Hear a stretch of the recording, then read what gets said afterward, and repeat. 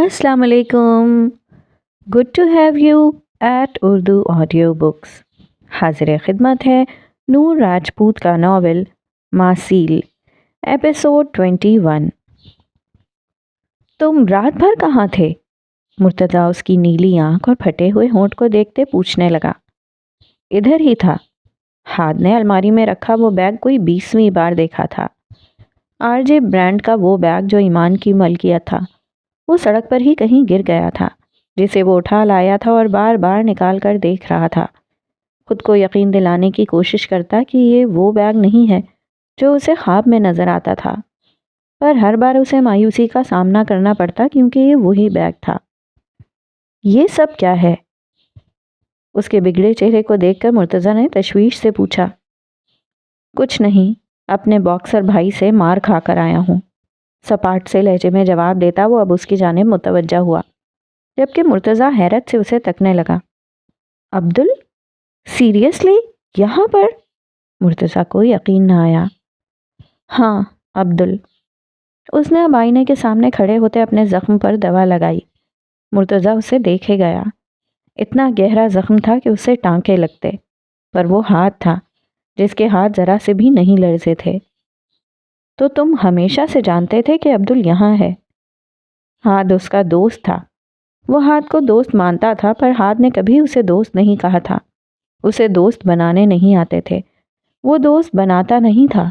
उसे दोस्तों की ज़रूरत नहीं पड़ती थी। कब मिलवाओगे अब्दुल से?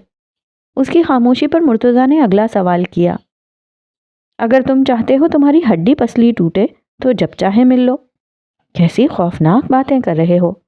मुर्तज़ा के चेहरे के जाविये बिगड़े। मुझे अभी काम से जाना है, मैं कल एकेडमी में मिलूंगा। वो अब उसकी जानिब मुतवज्जा हुआ। मुर्तज़ा उससे मिलने होटल आया था, रात को भी आया था, पर वो होटल में नहीं था। हाथ अभी तक होटल में रुका हुआ था। अगर वो एकेडमी के रेस्ट एरिया में रुकता तो मुर्तज़ा की वजह से वो अपने बाकी काम ना कर पाता, जबकि उसे बहुत कुछ करना था। इस बिगड़े हुए चेहरे के साथ जाओगे? ऑफ कोर्स, उतार कर तो जाने से रहा। सर्द सपाट सा लहजा। मुर्तज़ा ने बमुश्किल हंसी छुपाई। ओके, अपना ख्याल रखना। वो खुदा हाफिज़ कहता कमरे से निकल गया, जबकि हाथ गहरा सांस खारिज करता बेड पर बैठ गया। उसका जिस्म थरथरा रहा था। जैसे ही उसने फ़ोन उठाया तो चेहरे के तने हुए तासुरात नरम पड़ गए। अस्सलामुअलैकुम मॉम। उसके चेहरे पर बशाशत लाते वीडियो कॉल उठाई। दूसरी जानिब उसकी माँ थी। वालेकुम अस्सलाम। ये क्या हुआ है? अब्दुल से मार खाकर आया हूँ, हमेशा की तरह। दूसरी जानिब बैठी हस्ती साकित रह गई। वो मिल गया? कैसे ना मिलता? ढूंढने वाला हाथ था। दूसरी जानिब खामोशी छा गई। 13 सालों बाद मैंने तुम्हें झुंझलाया हुआ देखा है। वजह क्या है? वो माँ थी। भाप गई थी, वो नज़रें झुकाए हुए था। यही जानने की कोशिश कर रहा हूँ, वो खुद पर काबू पाते बोला। इतनी जल्दी वो किसी को अपने अंदर झांकने की इजाज़त नहीं देता था। थोड़ी देर बाद जब अंधेरा चारों जानिब फैल गया तो वो स्याह रंग की बैगी पैंट पर हल्के नीले रंग की ओवरशर्ट पहने, सर पर कैप जमाए बाहर निकल आया। कैप को उसने इस अंदाज में ले रखा था कि उसका चेहरा छुपा हुआ था, और उसने ऐसी ड्रेसिंग कर रखी थी जो किसी की तवज्जो ना खींचती। उसे अब अपने चंद ज़रूरी काम निपटाने थे। शाम के साए चारों जानिब फैल चुके थे। परिंदे अपने अपने घरों को लौट रहे थे। पार्क में खेलते बच्चे भी अब वापस जाने लगे थे। आहिस्ता आहिस्ता पूरा पार्क खाली हो गया। वो अकेली बैठी रह गई। दिन में मतला साफ था, जबकि अब फिर से बारिश के आसार थे। वो पिछले 3 घंटों से उस पार्क में बैठी थी। आज जो उसने देखा था वो नाकाबिले यकीन था। हालांकि वो मासील को जानती थी, पर शायद उसे ये तवक्का नहीं थी कि वो इतनी जल्दी ये सब कर जाएगा। वो अपने लरसते वजूद के साथ जब मासील इंस्टीट्यूट से बाहर निकली तो हेज़ल वहाँ नहीं थी। उसकी गाड़ी खड़ी थी, जबकि वो खुद जाने कहाँ चली गई थी। ईमान के पास ना उसका नंबर था ना घर का पता। वो उसे कैसे ढूंढती? और जो उस वक्त उसकी हालत थी, वो वहाँ से पैदल ही भागने लगी। उसे बहुत दूर जाना था। मासील की स्याही से बहुत दूर निकल जाना चाहती थी वो, जहाँ उसका नाम भी ना हो। जाने वो कितनी देर चलती रही, کندھوں پر شال لپیٹے وہ اب پارک میں بیٹھی تھی۔ دماغ بری طرح فریز ہو چکا تھا، سن ہو گیا تھا، سوچنے سمجھنے کی صلاحیت کھو چکا تھا۔ مغرب ہوئی تو اس نے آسمان کی جانب دیکھا۔ میں آج تک یہ سوچتی رہی کہ آخر مجھے ادھم جبیل سے محبت کیوں نہیں ہوئی۔ اس کی اتنی محبت کے باوجود وہ میرے دل میں جگہ کیوں نہ بنا پایا۔ مجھے اس سے ہمدردی ہوتی تھی اے رب، پر آج سمجھ آیا میرے دل میں تو بھی رہتا ہے نا۔ آج سمجھ آیا وہ اس دل میں اپنی جگہ کیوں نہ بنا پایا۔ آج سمجھ آیا مجھے اس سے محبت کیوں نہ ہوئی۔ آج سمجھ آیا ہاتھ جبیل اس دل سے کیوں نہ گیا۔ آج مجھے بہت کچھ سمجھ آ گیا، اور آج میرے سارے شکوے ختم۔ اب نہ ادھم جبیل سے کوئی شکوہ ہے، نہ ہاتھ جبیل سے۔ تیرا لاکھ لاکھ شکر ہے میرے مالک، تو نے لوگوں کی سچائی میرے سامنے رکھی۔ وہ نم آنکھیں لیے اپنے دل میں اللہ کو پکارنے لگی۔ آگہی عذاب ہوتی ہے، آگہی انعام بھی ہوتی ہے۔ ایمان کو اس مہینے کی سیلری ٹرانسفر ہو گئی تھی۔ وہ آج آفس نہیں گئی تھی۔ اس نے جو پیسے بچا کر رکھے تھے ان میں سے جو روز کو دینے کے تھے وہ اس کے اکاؤنٹ میں ٹرانسفر کرنے کے بعد وہ ایک ہوٹل میں آ گئی۔ یہ اس کی آفس کی لوکیشن کے قریب تھا۔ رات ہو چکی تھی، اس کے جانے میں بس 5 دن باقی تھے، اور اسے ان دنوں میں بھی آفس جانا تھا۔ اس نے ایک سستے سے ہوٹل میں کمرہ بک کیا۔ 5 دن کی پیمنٹ ایڈوانس کرنے کے بعد وہ مارکیٹ آ گئی۔ وہ نہ ہیزل کو ڈھونڈ پائی تھی اور نہ ہیزل اسے ڈھونڈ پائی تھی۔ نہ اس نے عبدل کو کال کرنے کی کوشش کی تھی۔ اس کے پاس اب بہت کم پیسے بچے تھے۔ اگر وہ ہوٹل سے کھاتی تو گزارا نہ ہوتا، اسی لیے وہ مارکیٹ آ گئی۔ اس نے ایک اسٹور سے کھانے پینے کا سامان خریدا، اس بات سے انجان کہ کیپ اوڑھے ایک شخص اس پر نظر رکھے ہوئے ہے۔ اس وقت بھی اسٹور کے باہر کھڑے وہ اسے خریداری کرتے دیکھ رہا تھا۔ ٹھنڈی ہوا چل رہی تھی اور بارش کبھی بھی ہو سکتی تھی۔ وہ اسٹور سے باہر نکلی تو ٹھنڈی ہوا کے جھونکے نے اس کا استقبال کیا۔ اس نے آسمان کی جانب دیکھا۔ پورا آسمان سیاہ بادلوں سے ڈھکا ہوا تھا۔ وہ خاموش تھی اور پرسکون بھی۔ وہ پوری توجہ سے اسے دیکھ رہا تھا۔ اس نے اتنا پرسکون چہرہ کم ہی دیکھا تھا۔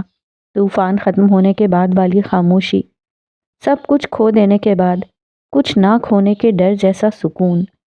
وہ شال لپیٹتی سیڑھیاں اتر کر فٹ پاتھ پر آئی تو باہر رکھے پتھر کے بینچ پر بیٹھ گئی۔ ٹھنڈی ہوا اسے سکون بخش رہی تھی۔ ویسے بھی وہ اس شہر میں اب مہمان تھی۔ وہ جلد یہاں سے جانے والی تھی۔ ویلینیسیا اسے زیادہ راس نہیں آیا تھا۔ یہاں کے لوگوں نے اسے دکھ دیا تھا، پر اس شہر کا کیا قصور تھا؟ کچھ دیر یوں ہی بیٹھی رہی، روشنیوں کے جال میں چلتے پھرتے لوگوں کو دیکھنے لگی۔ اسے بھوک لگی تھی۔ اس نے کھانے کے لیے بریڈ نکالے اور پھر اچانک رک گئی۔ اس نے ہاتھ کی انگلیوں پر گنتی کی۔ اس کے پاس 5 دن کے بریڈ تھے۔ یقیناً وہ ناشتے کے لیے لائی تھی تاکہ ناشتہ کر کے آفس جا سکے، پر اگر وہ ابھی کھا لیتی تو اس کے پاس 1 دن کا ناشتہ کم پڑ جاتا۔ وہ کتنی ہی دیر سامنے رکھے سامان کو گھورتی رہی جو مشکل سے 5 دن کا تھا۔ پھر اس نے ایک گہری سانس لی اور ایک جوس کا ڈبہ نکال کر جوس پینے لگی۔ وہ وہاں بینچ پر پورا گھنٹہ بیٹھی رہی۔ اس نے مزید کچھ نہیں کھایا۔ جانے وہ کن خیالوں میں گم تھی، یہاں تک کہ ابر آلود موسم برسنے لگا۔ وہ اٹھ کر چل پڑی۔ تبھی اس نے دیوار کے پاس کھڑے ایک چھوٹے سے بچے کو دیکھا۔ یقیناً وہ بھوکا تھا۔ اس کے قدم رک گئے۔ وہ آگے نہیں بڑھ پائی۔ وہ جیسے پتھر کی ہو گئی۔ اس نے اپنے تھیلے کو ہاتھ لگایا جس میں اس کا تھوڑا سا سامان تھا۔ وہ بچہ سامنے سڑک کی دوسری جانب شیشے کے اس پار رکھے کھانے پینے کی اشیاء کو حسرت سے تک رہا تھا۔ وہ اس کی جانب بڑھی اور جا کر اپنے بیگ سے بریڈ کے 2 پیکٹ نکال کر اس بچے کو دے دیے۔ بچے کی آنکھوں میں پہلے حیرت اور پھر تشکر کے جذبات ابھرے۔ اس کی آنکھوں میں نمی تھی۔ وہ اس کے پیچھے پیچھے تھا۔ تم بھیگ جاؤ گے، میرے پاس چھاتا نہیں ہے، یہ لے لو۔ اس نے اپنے کندھوں پر پڑی موٹی شال اتار کر اس بچے کو دے دی۔ وہ شال اسے کتنی عزیز تھی۔ ویسے بھی وہ ویلینیسیا سے کچھ نہیں لے جا رہی تھی، سارا سامان یہاں ہی رہ گیا تھا۔ پھر اس نے اپنے بیگ سے والیٹ نکالا جو اس وقت بالکل خالی تھا۔ اس کے چہرے پر موت جیسا دکھ تھا۔ اس کا والیٹ خالی ہو چکا تھا۔ اس کے پاس کسی کو دینے کے لیے کچھ بھی نہیں تھا۔ وہ تیزی سے وہاں سے بھاگتی چلی گئی۔ کیپ اوڑھے آدھے چھپے چہرے کے ساتھ کھڑا ہاتھ اسے دیکھتا رہا۔ اسے پہلی بار اپنے سینے کے مقام پر عجیب سی جلن محسوس ہوئی تھی۔ سانس لینا اسے پہلی بار مشکل لگا تھا۔ آگاہی انعام ہے۔ وہ جب حواسوں میں لوٹی تو خود کو ایک اندھیری جگہ پر پایا۔ کئی لمحے تو ہیزل کو یہ سمجھنے میں لگ گئی کہ وہ جاگ رہی ہے یا خواب دیکھ رہی ہے، پر سر میں اٹھنے والی درد کی ٹیس نے اسے کراہنے پر مجبور کر دیا۔ یہ گودام نما جگہ تھی جہاں چاروں جانب عجیب سی بو پھیلی تھی۔ اسے یاد تھا وہ گاڑی میں بیٹھی ایمان کا انتظار کر رہی تھی جب ایک مانگنے والے نے گاڑی کے شیشے پر دستک دی۔ اس کے دروازہ نہ کھولنے پر وہ بار بار ہاتھ مار رہا تھا، اور جیسے ہی اس نے شیشہ نیچے کیا کسی نے فوراً اس کے سر پر بھاری وزنی چیز ماری۔ وہ کراہ اٹھی، وہ مزاحمت ہی نہ کر پائی، اور پھر اگلے ہی پل اسے بے ہوشی کی دوا سنگھا کر اغوا کر لیا گیا تھا۔ جہاں ماسیل انسٹیٹیوٹ تھا وہاں زیادہ آبادی نہیں تھی۔ اس وقت گلی سنسان تھی جب اسے اغوا کیا گیا۔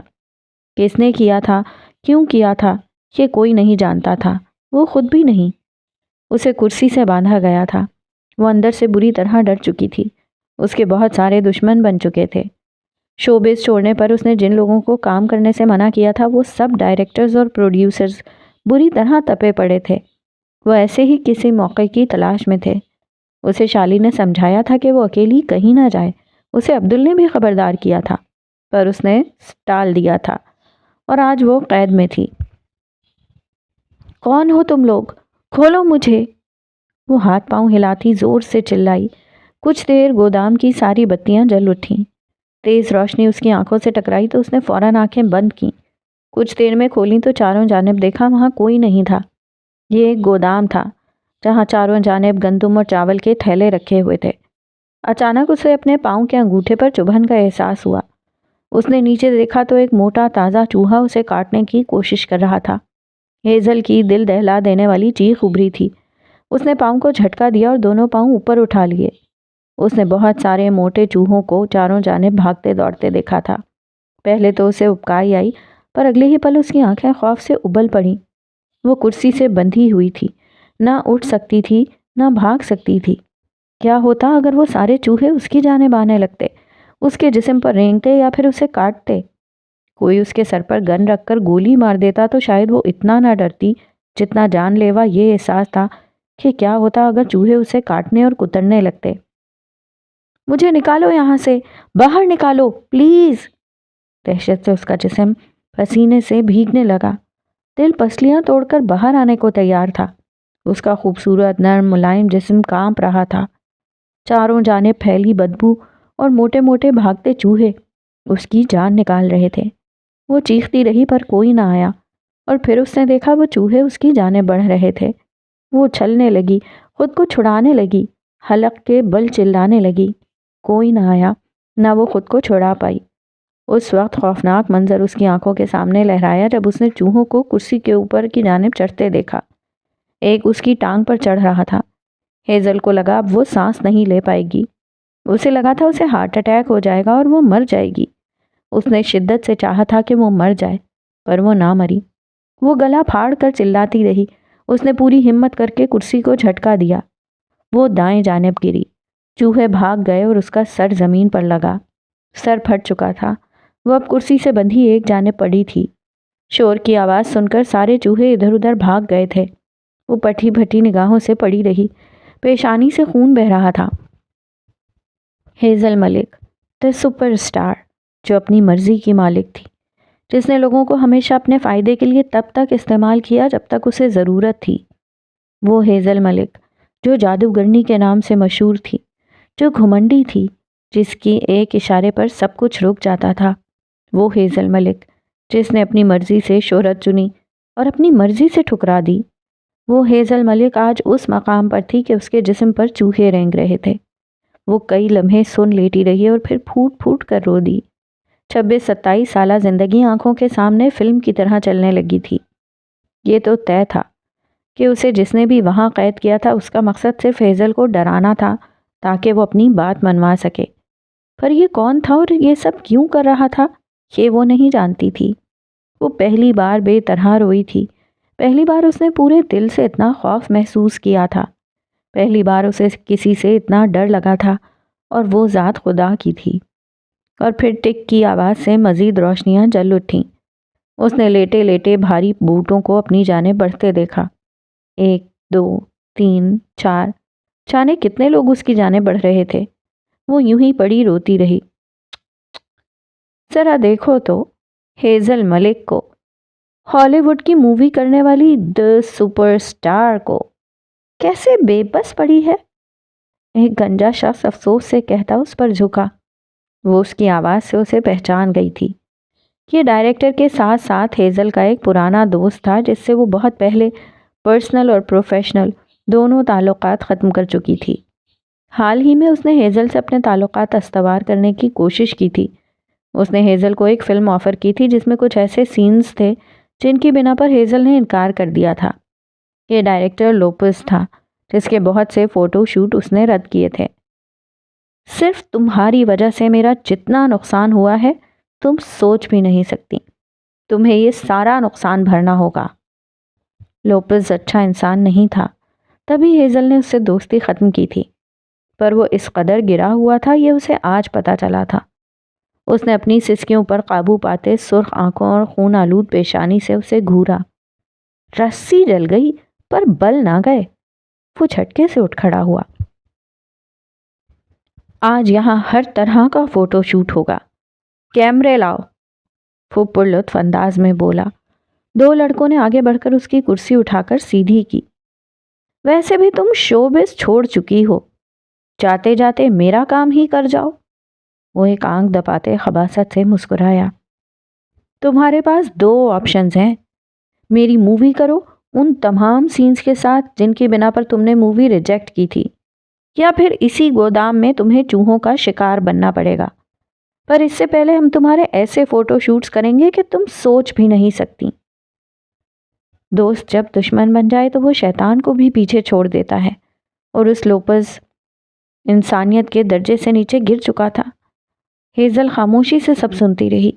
اس کی آنکھوں میں آنسو کسی انسان کے ڈر سے نہیں تھے، بلکہ آج اسے کوئی اور ذات شدت سے یاد آ رہی تھی۔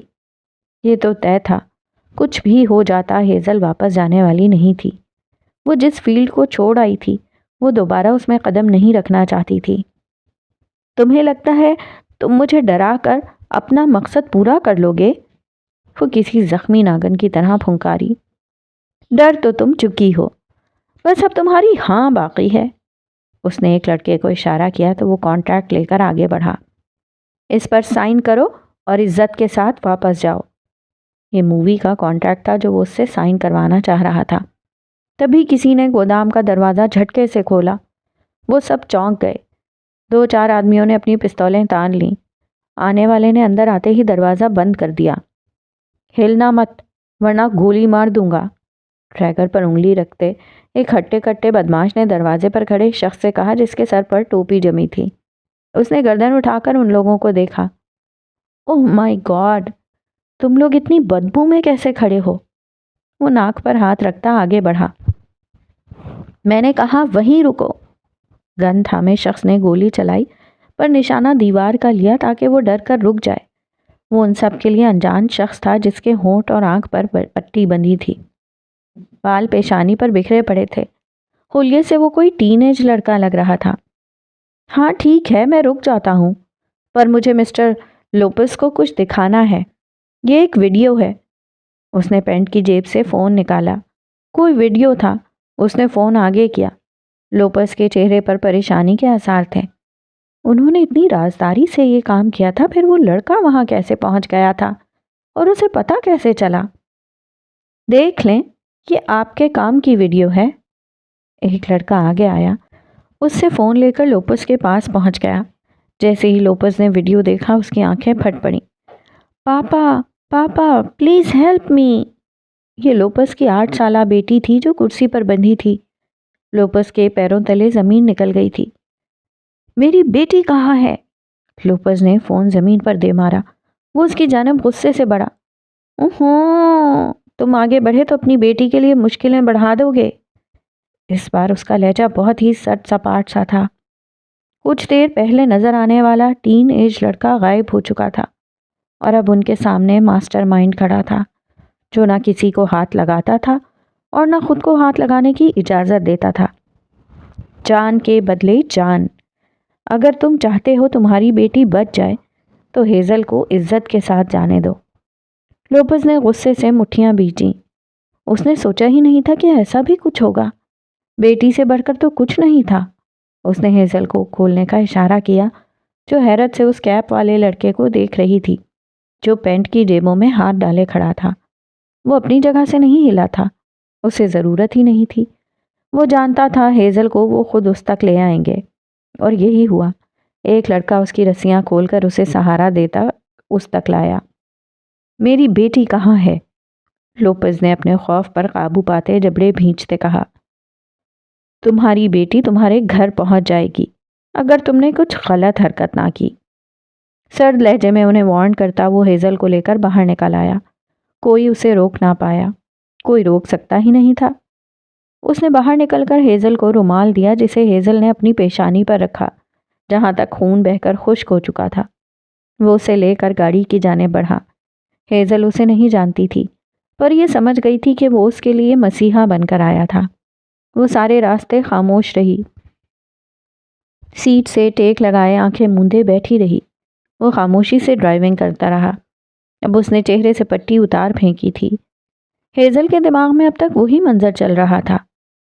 مجھے لگتا تھا میں قبر میں ہوں، وہ بند آنکھوں سے ہولے سے بڑبڑائی۔ قبر کے مناظر اس سے بھی خوفناک ہوتے ہیں۔ ہیزل نے تڑپ کر آنکھیں کھول دیں۔ اسی خوف نے اسے حلق کے بل چلا کر رونے پر مجبور کیا تھا۔ اسی خوف نے اس کی جان نکال دی تھی۔ قائم رہنا دنیا کا سب سے مشکل کام۔ وہ سامنے دیکھتے گاڑی چلا رہا تھا۔ میں قائم رہنا چاہتی ہوں، وہ ڈبڈبائی آنکھوں کے ساتھ بولی۔ جو قائم رہتے ہیں خدا انہیں رسوا نہیں ہونے دیتا۔ تم قائم رہنا چاہتی ہو، اسی لیے مجھے تمہاری مدد کے لیے بھیجا گیا۔ کون ہو تم؟ گاڑی ایک جھٹکے سے رکی۔ ہاد جبیل، عبد الجبیل کا بھائی، وہ سپاٹ لہجے میں بولا، جبکہ آنکھیں سڑک پر جمی تھیں۔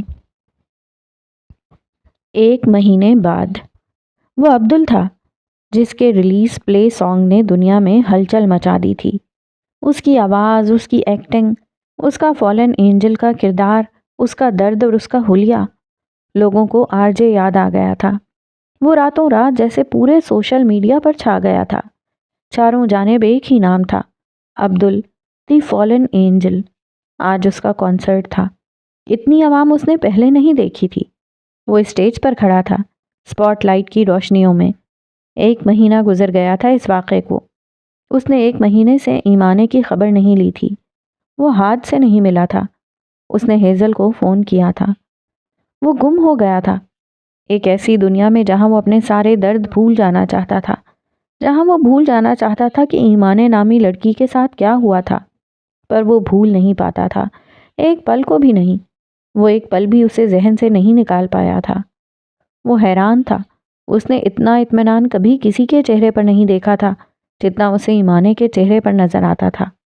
پتہ نہیں ایمانے نے ہاتھ کو کیا سزا سنائی تھی، پتہ نہیں وہ واپس جا چکی تھی یا نہیں، پتہ نہیں ادم جبیل سہ پایا تھا یا نہیں، اور پتہ نہیں ہاتھ جبیل کیا پلان کر رہا تھا۔ وہ کچھ نہیں جانتا تھا، وہ جاننا چاہتا بھی نہیں تھا۔ وہ تو خود ہی الجھا ہوا تھا۔ تیز سپاٹ لائٹ کی روشنی اور بے پناہ ابھرتے شور میں وہ چونک کر جیسے حال میں پلٹا۔ اس کے سامنے ایک بڑا مجمع تھا۔ 1 مہینے میں اس نے بے پناہ شہرت حاصل کی تھی اور آج اس کا کنسرٹ تھا۔ اس کے چاروں جانب لاتعداد عوام تھی، پر اتنی عوام میں بھی وہ اکیلا تھا۔ اس کے لمبے بال آدھے پونی میں قید تھے تو چند نیلی لٹیں چہرے کے دونوں جانب بکھری ہوئی تھیں۔ آنکھوں پر چشمہ لگائے وہ اپنی خوبصورت آنکھوں میں ابھرتے درد کو سب سے چھپا گیا تھا۔ ٹیٹو والے کثرتی بازو اور بھرپور سراپا لوگوں کو ہوٹنگ پر مجبور کر رہا تھا۔ وہ کافی شاپ پر بیٹھی تھی، کرسی سے ٹیک لگائے، نظریں جھکی ہوئی تھیں۔ وہ کچھ لکھنے میں مگن تھی۔ جھکی تیری پلکوں میں مل جائے مجھے پناہ۔ اس نے آواز کا ایسا جادو جگایا کہ لوگوں کو ہپناٹائز کر دیا۔ لوگوں کے ہجوم سے دور، بہت دور وہ اکیلی کھڑی تھی، کندھے پر آرجے کا بیگ لٹکائے۔ وہ اسے ہی دیکھ رہی تھی، اس کی کامیابی پر دل و جان سے خوش تھی۔ پلکیں گھرے آنکھوں بھری رہ جائے میرے نشاں، صرف گٹار کی دھن پر گاتا عبدالعوام کو پاگل کر گیا تھا۔ ٹوٹے دل کی مت کر تو فکر میرے ہم نوا۔ وہ مسکرا کر اسے ہی دیکھ رہی تھی، اتنی مسکراہٹ اتنی پرخلوص تھی جتنی وہ خود۔ ہاتھ نے اس کا دل توڑ دیا تھا، اس پرفیکٹ لڑکے نے جو اسے ہمیشہ سے عزیز تھے۔ وہ ٹوٹے دل کے ساتھ کھڑی مسکرا رہی تھی۔ خاک میں مل جاؤں میں جیسے کہ ایک لمحہ۔ وہ پلٹ گئی تھی، اسے پلٹ جانا تھا۔ وہ آہستہ آہستہ قدم اٹھاتی اس سے بہت دور جا رہی تھی۔ عبدل نے پٹ سے آنکھیں کھول دیں، وہ کہیں بھی نہیں تھی۔ وہ اسے ہجوم میں ڈھونڈ رہا تھا، پر وہ ایمانیں تھی، وہ اسے ہجوم میں نہیں ملنے والی تھی۔ ایک مہینے میں 30 دن ہوتے ہیں، ایک دن میں 24 گھنٹے اور ایک گھنٹے میں کئی لمحے، اور وہ ہر لمحہ مری تھی، پل پل۔ سلمہ بیگم کا چہرہ اسے ہمیشہ وہ وعدہ یاد دلاتا تھا جو اس نے ان سے کیا تھا کہ وہ کبھی نہیں بھٹکے گی، وہ کبھی کسی غیر شخص کو اپنی زندگی میں جگہ نہیں دے گی، یہ کہ وہ قائم رہے گی۔ اسے یاد تھا جب وہ واپس آئی تھی، اسے پاکستان آئے ابھی 10 دن ہوئے تھے۔ وہ نماز پڑھ رہی تھی جب اس کا فون بجنے لگا۔ بیڈ پر پڑا اس کا فون مسلسل بج رہا تھا۔ سلمہ بیگم نے جب دیکھا تو فون اٹھا لیا۔ بہت سکون میں ہو نا تم، میرا چین برباد کر کے؟ محسیل کی آواز ابھری تھی، اور اس آواز میں بہت کچھ تھا، غصہ، درد اور شکوے، سب کچھ۔ کون؟ سلمہ بیگم کی پیشانی پر شکنیں پڑ گئیں۔ دوسری جانب وہ ٹھٹک گیا۔ آواز تو ایمان کی تھی۔ ایمان سے بات کرنی ہے۔ وہ اخلاقیات کا قائل نہیں تھا، اس نے پوچھنا بھی گوارا نہیں کیا کہ وہ کون تھیں۔ ایمان نماز پڑھ رہی ہے، سلمہ بیگم نے سادہ لہجے میں جواب دیا۔ نماز؟ واو! دوسری جانب سے تضحیہ خیز آمیز لہجے میں کہا گیا، اور پھر اس کا قہقہہ ابھرا۔ اس سے پوچھنا ایسے نمازیں قبول ہو جاتی ہیں؟ طنز ہی طنز تھا۔ سلمہ بیگم نے نماز پڑھتی ایمان کو دیکھا، وہ خاموش ہو گئیں۔ آپ یقیناً وہی ہستی ہیں جس کے لیے اس نے میرے دل سے کھیلا، یقیناً آپ اس کی مدر ہیں۔ اسے بس اتنا کہہ دیجئے گا کہ وہ میری خدا سے نفرت کی ایک اور وجہ ہے، کہہ کر فون بند کر دیا گیا۔ سلمہ بیگم نے حیرانی سے فون کو دیکھا۔ ایمان نے سلام پھیرا، پھر اس نے سلمہ بیگم کو دیکھا۔ یہ کون تھا؟ یہ کیا کہہ رہا تھا؟ سلمہ بیگم کا دل تیزی سے دھڑکنے لگا۔ وہ یہ تصور ہی نہیں کر سکتی تھی کہ ان کی بیٹی کبھی کچھ غلط کر سکتی تھی۔ ایمان نے اپنی ماں کے چہرے کو دیکھا، جن کے چہرے پر خوف کے آثار واضح تھے کہ تو ہونا ہی تھا، جلد یا بدیر۔ نماز پڑھ کر بتاتی ہوں۔ اور ایمان بنت عبداللہ اپنی ماں سے جھوٹ نہیں بول سکتی تھی۔ اس نے پھر سے نیت باندھ لی۔ سلمہ بیگم اسے دیکھتی رہیں، وہ اسی جگہ بیٹھی اس کا انتظار کرتی رہیں۔ ایمان نے نماز پڑھی اور دعا مانگ کر اٹھ کھڑی ہوئی۔ اس کے پاس اب مانگنے کو کچھ زیادہ نہیں تھا سوائے اس کے، اے اللہ مجھے بخش دے۔ وہ اٹھ کر ان کے قریب جا کر بیٹھ گئی۔ یہ کون تھا؟ کیا کہہ رہا تھا؟ میرا دل بہت ڈر رہا ہے۔ اور ایمان جو اپنی ماں کو اس پریشانی سے بچانا چاہتی تھی، اس نے انہیں سب سچ بتا دیا۔ کیسے ادھم جبیل کے باپ نے اسے فون کیا، کیسے سلمہ بیگم کے آپریشن کے پیسے دیے، کیسے اس کا باپ چاہتا تھا کہ وہ واپس پلٹ آئے، اور کیسے ایمان اسے اپنا نہیں پائی۔ ہاتھ جبیل والے حصے کو وہ بالکل چھپا گئی، نہ یہ بتایا کہ اسے استعمال کیا گیا، نہ یہ بتایا کہ اس کے ساتھ کیا کیا ہوا۔ وہ اچھا آدمی ہے امی، پر میں ایک اور عبداللہ ہاشم کو برداشت نہیں کر سکتی، وہ سر جھکائے کہہ رہی تھی، جبکہ سلمہ بیگم حیرانی سے اسے دیکھے جا رہی تھیں۔ انہوں نے یہ کیسے سوچ لیا تھا کہ ان کی بیٹی کی زندگی میں کوئی مرد نہیں آئے گا؟ وہ کیسے بھول گئی تھیں کہ باہر کی دنیا گھر کی چار دیواری سے الگ ہوتی ہے۔ اب تو لڑکیاں گھروں میں چار دیواری کے اندر رہتے ہوئے بھی اتنا کچھ کر جاتی ہیں کہ والدین کو خبر ہی نہیں ہوتی۔ وہ تو پھر 7 سمندر پار اکیلے رہ رہی تھی۔ وہ تو پھر ایسی لڑکی تھی جس کا گریز، جس کا دائرہ لوگوں کو اس کی طرف کھینچتا تھا۔ میں محنت کر رہی ہوں، میں ان کے پیسے لوٹا دوں گی، آپ پریشان نہ ہوں۔ شنایا کے پہلو میں سویا ادھم جبیل اسے پوری جزیات سے یاد تھا۔ وہ بھولنا چاہتی تھی پر اس منظر کو بھول نہیں پاتی تھی۔ کیا محبت کرنے والے ایسے ہوتے ہیں؟ اگر ایسے ہوتے ہیں تو شدت سے خواہش کی تھی کہ اسے کوئی محبت کرنے والا نہ ملے۔ سلمیٰ بیگم اٹھ کر چلی گئیں اور وہ بیٹھی رہی خاموشی کے ساتھ۔ جانے اب تقدیر کون سا فیصلہ سنانے والی تھی۔ مجھے کہیں سکون نہیں ہے، ایک پل کے لیے بھی نہیں۔ میں جتنا اس کے خیال کو دل سے نکالتا ہوں وہ اتنا ہی مجھ پر حاوی ہوتی ہے۔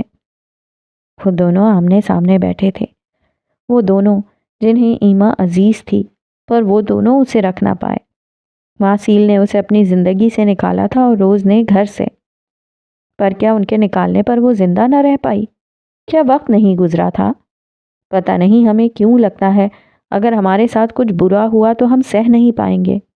وہ سب سہ گئی تھی، بہت خاموشی کے ساتھ۔ وہ نم پلکوں سے ویلینیسیا کو خیر آباد کہہ کر گئی تھی۔ وہ کبھی یہاں پلٹ کر نہیں آنا چاہتی تھی۔ What about شنایا؟ روز سنجیدہ تھی۔ ایمان کے جانے کے بعد وہ بھی پہلے جیسی نہیں رہی تھی۔ اسے لگا وہ اپنا سامان لینے آئے گی، پر وہ نہیں آئی۔ اس کا سارا قرضہ اتار کر وہ اپنا سامان وہیں چھوڑ گئی تھی۔ وہ خاموشی سے ان کی زندگیوں سے نکل چکی تھی، پر سچ تو یہ تھا وہ جا کر بھی نہیں گئی تھی۔ اولڈ ٹاؤن کی گلیوں میں وہ ان دونوں کو گھومتی پھرتی نظر آتی تھی۔ شنایا کے ذکر پر اس کا جسم پھر سے جل اٹھا تھا۔ عورت کی قربت ایسی ہی ہوتی ہے، اچھا بھلا انسان بھٹک جائے، وہ تو پھر پہلے سے ہی بھٹکا ہوا تھا۔ اس کے پاس کوئی جواب نہیں تھا، وہ خاموش رہا۔ میں ہاتھ جبیل سے ملنا چاہتی ہوں۔ دی پرفیکٹ مسٹر جبیل، پوری کہانی میں جس کا کوئی نقصان نہیں ہوا تھا، اس سے مل کر کیا کرو گی؟ سچ جاننا چاہتی ہوں۔ جانے کیوں وہ یہ سچ پہلے نہیں جان پائی۔ اسے اب گلٹ محسوس ہوتا تھا۔ اسے لگتا تھا اس نے ایمانے کے ساتھ برا کیا، پر اب پچھتانے کا کیا فائدہ؟ جو ہونا تھا وہ ہو گیا تھا۔ کیسا سچ؟ سچ جو سچ ہے، بس وہ جاننا چاہتی ہوں۔ وہ اٹھ کھڑی ہوئی۔ ماسیل خاموش رہا۔ وہ بہت ٹھنڈے مزاج کا انسان تھا، پر اس بار اس نے بہت جلدی کر دی تھی۔ اتنی جلدی کیا پچھتا رہا تھا، پر اب پچھتانا کیسا؟ روز چلی گئی، وہ بیٹھا رہ گیا۔ اچانک ٹرین ایک جھٹکے سے رکی اور وہ جیسے ہوش کی وادی میں لوٹا۔ ٹرین کراچی سے چلی تھی اور تقریباً 30 اسٹیشن عبور کرنے کے بعد وہ اب لاہور اسٹیشن پر پہنچ چکی تھی۔ وہ اس کے سامنے والی سیٹ پر بیٹھی تھی۔ کہانی ایسے بھیانک موڑ لے گی وہ سوچ بھی نہیں سکتی تھی۔ رات کے 8:30 بجے کا ٹائم تھا۔ ٹرین لاہور سے 9 بجے نکلنے والی تھی۔ اس کے پاس آدھا گھنٹہ تھا۔ اس نے شال کو اچھے سے لپیٹ لیا۔ مجھے لگتا تھا دنیا میں سب سے زیادہ نفرت صرف میں کر سکتا ہوں، اور وہ میں نے اس لڑکی سے کی جس سے میں بے پناہ محبت کرتا تھا۔ پر حقیقت تو یہ ہے کہ اس کی محبت کبھی میرے دل سے نکلی ہی نہیں۔ ام ایمان، تم نے مجھے کن راہوں کا مسافر بنا دیا ہے؟ تم سے نفرت کرنا چاہتا ہوں، محبت آڑے آ جاتی ہے۔ تم تک پہنچنا چاہتا ہوں، پر نفرت راستہ روک لیتی ہے۔ تم بتاؤ میں کہاں جاؤں؟ وہ تصور میں اس سے مخاطب تھا، پر وہ اسے سن نہیں سکتی تھی۔ وہ اسے کبھی سننا چاہتی ہی نہیں تھی۔ اس نے گھٹنوں میں چہرہ چھپا لیا۔ لاہور ریلوے اسٹیشن، بے وفاؤں کا شہر۔ وہ اسٹیشن پر نہیں اترنا چاہتا تھا۔ اسے نہ جیت سکے گا غم زمانہ اب، جو کائنات تیرے در پر ہار دی ہم نے۔ The perfect mister جبیل۔ جس کا کوئی نقصان نہیں ہوا تھا وہ لندن میں تھا، اپنے گھر میں، جہاں اس نے بچپن کے کافی سال بتائے تھے۔ جو گھر سالوں سے بند پڑا تھا۔ اسے پاکستان واپس جانا تھا، پر اس سے پہلے اسے یہاں آنا پڑا تھا۔ آنا ضروری تھا، ورنہ وہ جی کیسے پاتا؟ رات کے اس پہر وہ دبے پاؤں گھر کی پچھلی جانب سے دیوار کود کر اندر داخل ہوا۔ گھر کے پچھلے لان میں درخت ہی درخت تھے، یوں جیسے جنگل اگایا ہو۔ سالوں سے یہاں کی صفائی نہیں ہوئی تھی، پر حیرانی کی بات یہ تھی لان میں لگی بیلیں جو گھر کے اوپر تک چڑھ گئی تھیں وہ سوکھی نہیں تھیں، وہ ہری بھری تھیں، اور ان بیلوں نے پورے گھر کو اپنی لپیٹ میں لیا ہوا تھا۔ دوسرے وہ گھر کوئی آسیب زدہ لگتا تھا۔ آس پاس اپنی سائیکلوں پر گزرتے بچے اسے ہانٹڈ ہاؤس کہتے تھے۔ وہ پچھلے حصے میں سوکھے پتوں سے گزرتا اندر کی جانب بڑھ رہا تھا۔ اور کمال یہ تھا کہ پتوں کی آواز تک نہیں آ رہی تھی۔ آگے جا کر وہ رک گیا۔ سامنے ہی بیل نے پورا جال بنا رکھا تھا جسے اس نے ہاتھ سے پرے کیا اور دوسری جانب چلا گیا۔ آگے سیڑھیاں تھیں جو نیچے کی طرف تہہ خانے میں جا رہی تھیں۔ وہ اندھیرے میں سیڑھیاں اترتا نیچے جانے لگا۔ سیڑھیاں ختم ہونے پر سامنے کی دیوار تھی، اینٹوں کی دیوار۔ اس نے مخصوص اینٹوں پر ہاتھ لگایا اور ایک پیٹرن لگایا۔ ٹک کی آواز سے دروازہ کھل گیا۔ اندر اندھیرا تھا۔ وہ اندر داخل ہوا اور دروازہ بند ہو گیا۔ پورا لان سنسان اور ویران پڑا تھا۔ لائٹس پلیز، اندر داخل ہوتے ہی اس نے مخصوص لہجے میں کہا اور بتیاں جل اٹھیں۔ یہ ایک لاؤنج تھا جہاں صوفے رکھے تھے۔ بائیں جانب دیوار پر بڑا سا شیلف تھا جس میں کتابیں رکھی تھیں۔ آتش دان تھا اور جس میں بجھی ہوئی لکڑیاں پڑی تھیں، اور ایک فریج رکھا تھا جس میں کھانے پینے کی چیزیں تھیں۔ کوئی یہاں آ بھی جاتا تو اسے یہ ایک لاؤنج ہی لگتا۔ یہاں کچھ بھی پراسرار نہیں تھا، سب کچھ نارمل ہے۔ ایمانے، مجھے اپنا ڈوز چاہیے، اوپن دا لیب۔ اس کی یہ خاص پچ، خاص لہجہ، خاص آواز کسی پاسورڈ کی طرح کام کرتا تھا۔ شیشے جیسی ایک دیوار نمودار ہوئی اور دائیں جانب ایک سفید رنگ کی بڑی سی لیب ابھر آئی۔ وہ شیشے کے دروازے کو پار کرتا لیب میں داخل ہو گیا اور لاؤنج میں نظر آنے والا یہ منظر بالکل غائب ہو گیا۔ وہ لیب میں تھا جہاں سے وہ لاؤنج کو دیکھ سکتا تھا، پر لاؤنج میں بیٹھا یا کھڑا شخص اس خفیہ لیب کو کبھی ڈھونڈ نہ پاتا۔ چاروں جانب رنگ برنگے مایا جات پڑے تھے۔ گڈ ایوننگ مسٹر جبیل، یہ اس کی اسسٹنٹ تھی، AI اسسٹنٹ، جس کا نام اس نے اختیار رکھا تھا بنا سوچے سمجھے۔ اس کے ذہن میں پہلا نام یہی آیا تھا۔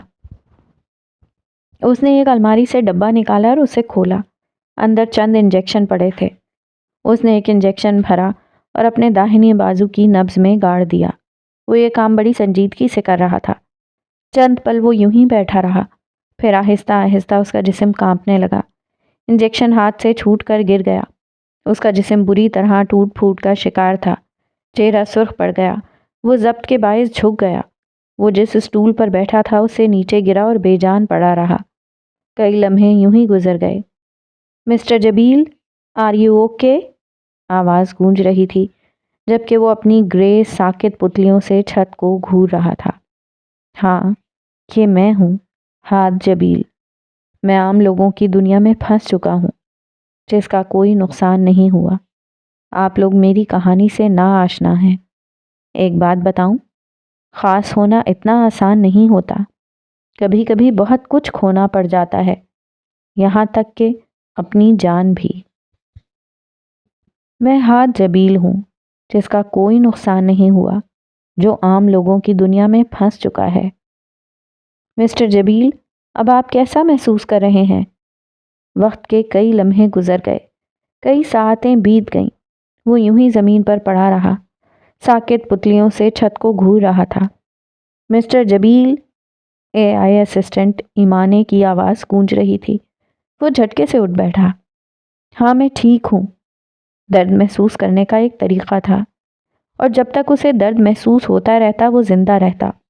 اپنی ڈوز لینے کے بعد اس نے وہ باکس بند کر دیا۔ آپ پریشان ہیں؟ وہ مجھے مل گئی۔ وہ سر جھکائے بیٹھا تھا، اور میں نے اسے گنوا دیا۔ کیسے شکست خوردہ الفاظ تھے۔ آپ کس کی بات کر رہے ہیں؟ وہ نظر نہیں آ رہی تھی، پر اس کی آواز مسلسل گونج رہی تھی۔ ایمانے کی، وہ جس کے نام پر آپ نے مجھے بنایا، وہ برتھ مارک والی ایمانے۔ اگر کوئی ہاد جبیل کی زندگی کے بارے میں 10% بھی جانتا تھا تو وہ AI تھی، سوائے اس کی ماں کے۔ باقی لوگ اس کے نام سے واقف تھے، کچھ لوگ کام سے واقف تھے۔ کوئی حقیقتاً اسے نہیں جانتا تھا کہ وہ کیا کرتا تھا اور کیا نہیں۔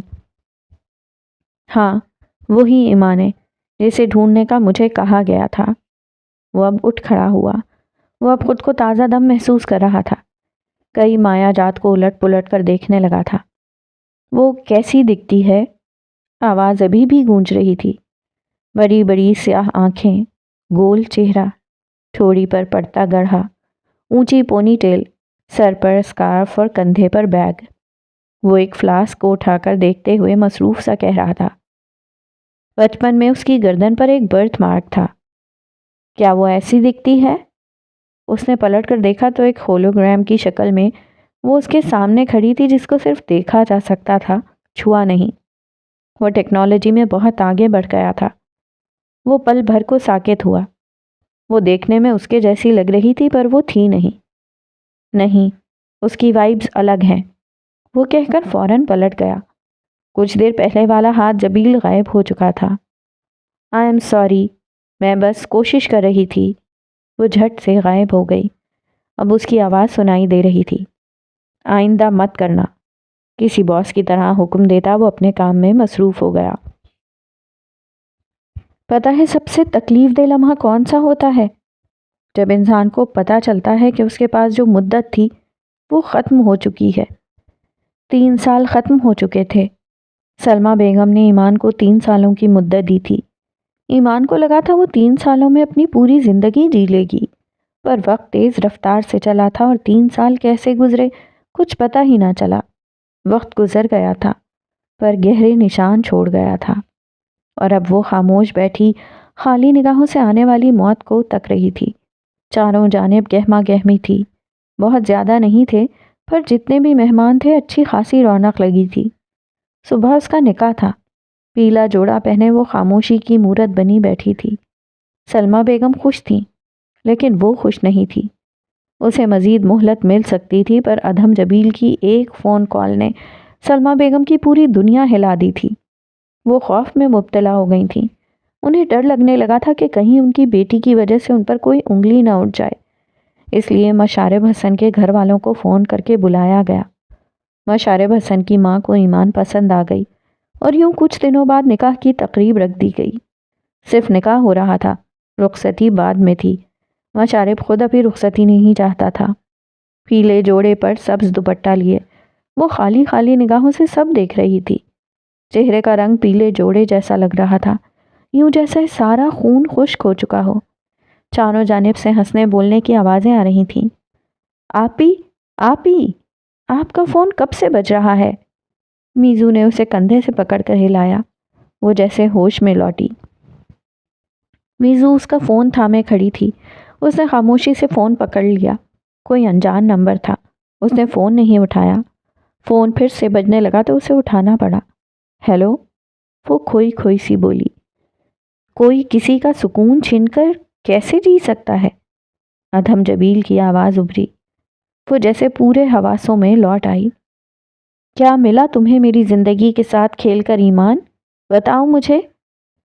ईमान का दिल चाहा वो इतनी ज़ोर से चिल्लाए कि दूसरी जानिब मौजूद मासील तब्बुत सांस के कानों के पर्दे फट जाएं, वो बहरा हो जाए, वो अपनी समात खो दे। उसके अंदर इतनी तकलीफ थी, पर वो चिल्ला ना पाई। अजीब शख्स था। खुद आज भी आज़ाद था, आज भी सब कुछ कर रहा था, और उसकी वजह से आज ईमान की ज़िंदगी दाव पर लगने जा रही थी। वो किसी अनचाहे शख्स की मनकूहा बनने वाली थी। उसके एक फ़ोन कॉल ने ईमान को हमेशा के लिए सलमा बेगम की नज़रों में गिरा दिया था। उसे लगता था वो कभी सलमा बेगम के सामने सर उठाकर चल नहीं पाएगी। जालिम तो वो था, जुल्म तो उसने किया था, फिर वो किस सुकून की बात करने आया था? मैं एक भी रात सुकून से नहीं सो पाया हूँ। मुझे बताओ मैं क्या करूँ? ऐसा लगता है किसी ने मेरा वजूद उठाकर जहन्नुम की इस आग में डाल दिया हो जिससे सब डरते हैं। जहन्नुम की आग आप सह नहीं पाएंगे मिस्टर अधम जबील। सर्द लहजे में उसने मासील की बात काटी। दूसरी जानिब खामोशी छा गई। और जिस बेसकूनी की आप बात कर रहे हैं ये मेरी वजह से नहीं है। Oh really? तो फिर किस वजह से है? गुनाह की तपिश इंसान को जलने पर मजबूर कर देती है।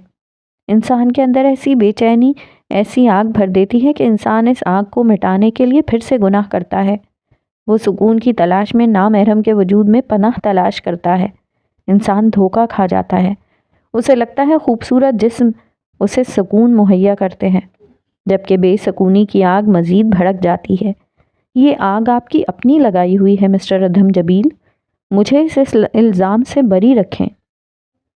चंद लम्हे खामोशी की नज़र हो गए। वो कुछ बोल ही नहीं पाया। What rubbish!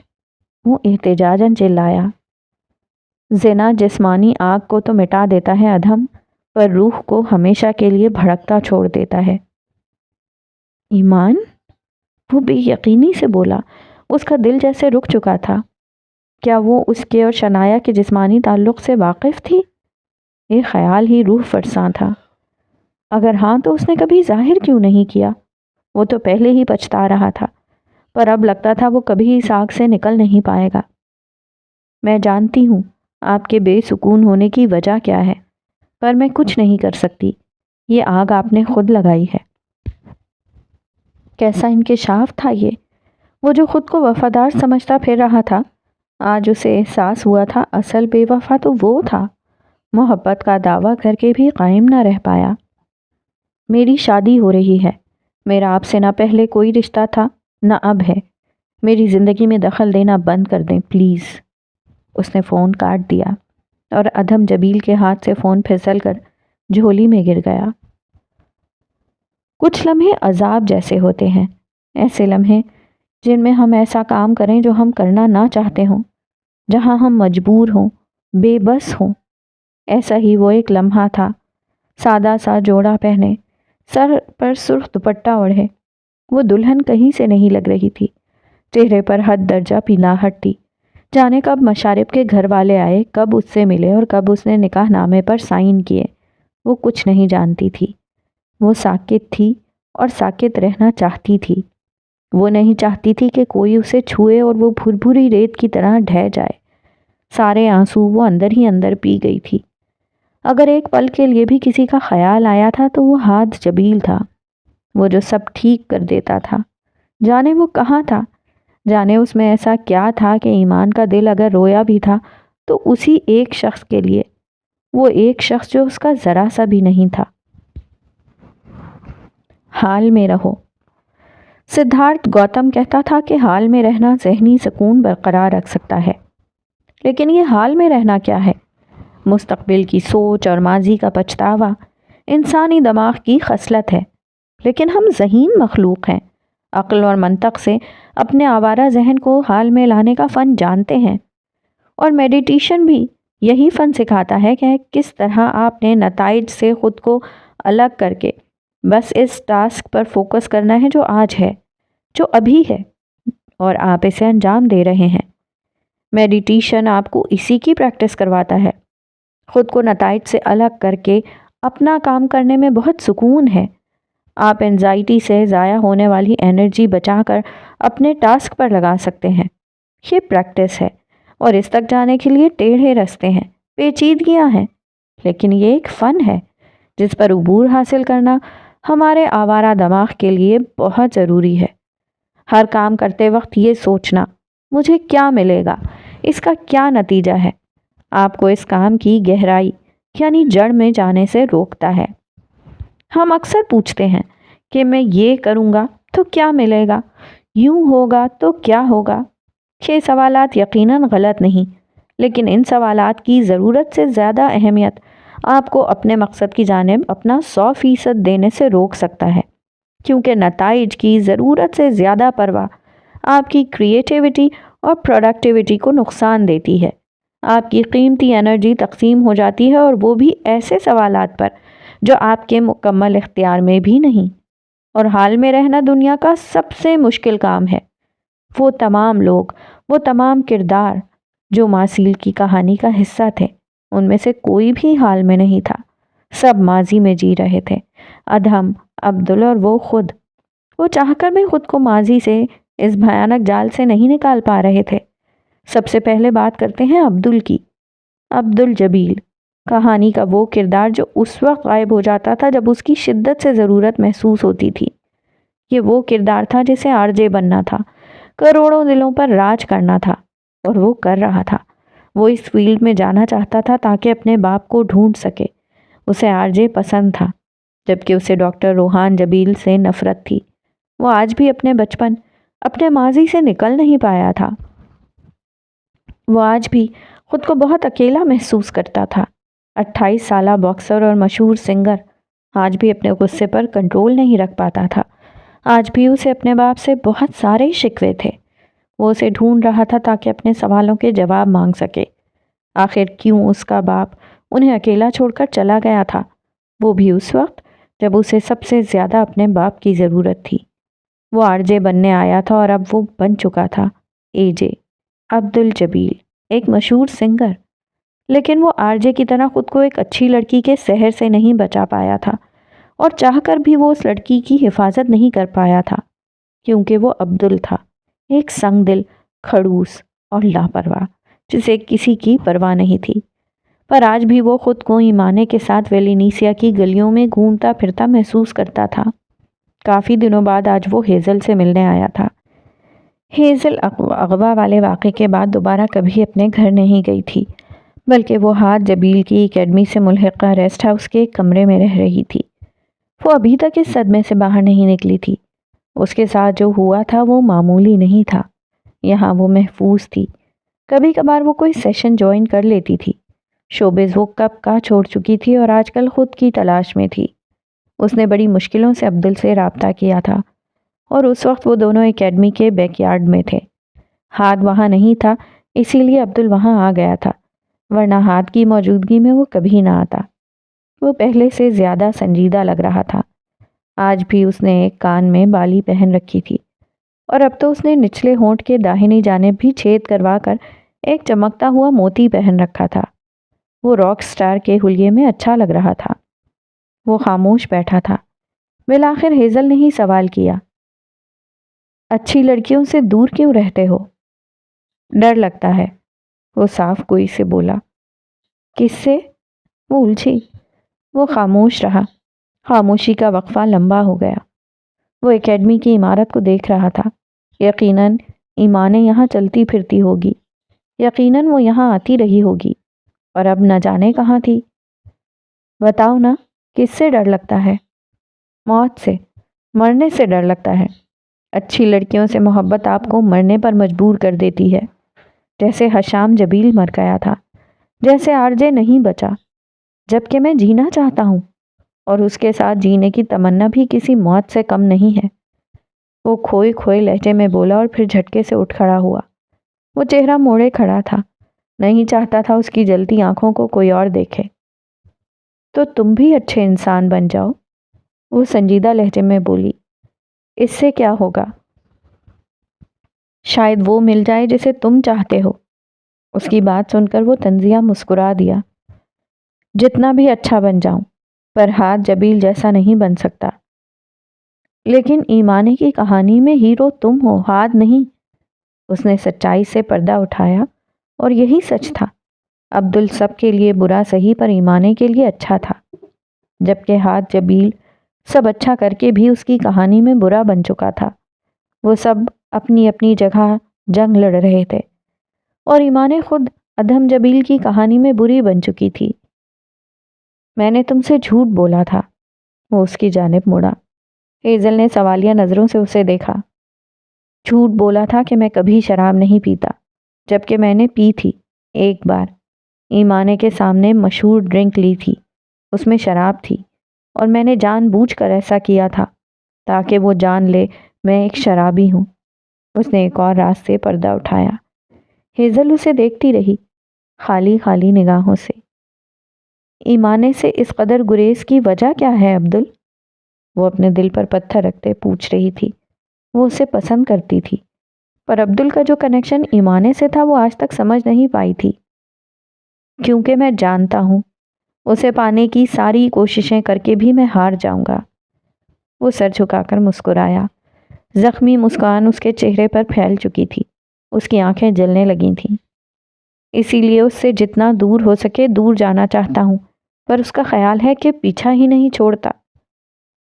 اور وہ کون ہے جس سے ہارنے کا عبدل کو ڈر ہے؟ وہ اپنی جگہ سے اٹھ کر اس کے قریب آئی۔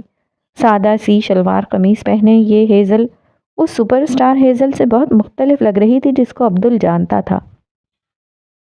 ہاتھ جبیل۔ ہیزل اسے زیادہ نہیں جانتی تھی، پر اسے بچا کر لانے والا وہی تھا، وہ پراسرار سا ہاتھ جبیل۔ کیوں؟ ایسا کیوں ہے؟ کیونکہ تم اس کی کہانی سے ناواقف ہو۔ اس نے گہرا سانس فضا میں خارج کیا۔ سینے کے مقام پر ہونے والی جلن کو کم کرنے کی کوشش کی گئی۔ ویسے بھی خاص لوگ خاص لوگوں کے لیے ہیں۔ وہ دھیرے سے مسکرایا اور پھر ہیزل کو وہیں چھوڑ کر گیٹ کی جانب بڑھ گیا۔ وہ اسے جاتا دیکھ رہی تھی جبکہ دماغ میں ایک ہی سوال گردش کر رہا تھا، ہاتھ جبیل، آخر ہو کون تم؟